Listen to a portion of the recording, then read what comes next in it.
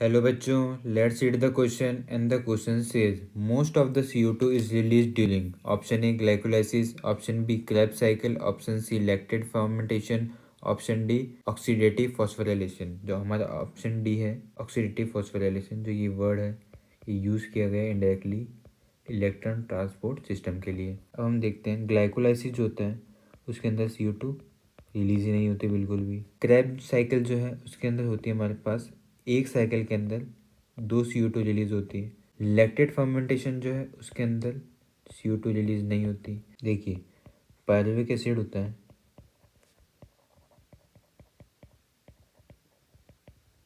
उसके 3 फेट होते हैं। या तो ये लैक्टिक एसिड बना ले जो कि 3 कार्बन का एक कंपाउंड है, या फिर अल्कोहल बना ले ये, या फिर ये लिंक रिएक्शन के थ्रू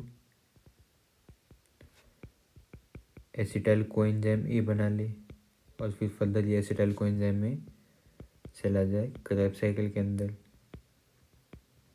तो अगर ये लैक्टिक एसिड बनाता है ना पायरुविक एसिड, तो यहाँ पे CO2 रिलीज नहीं होती, क्योंकि पायरुविक एसिड खुद एक 3 कार्बन का कंपाउंड। अगर ये CO2 निकाल देगा तो लैक्टिक एसिड किससे बनेगा? 3 कार्बन का।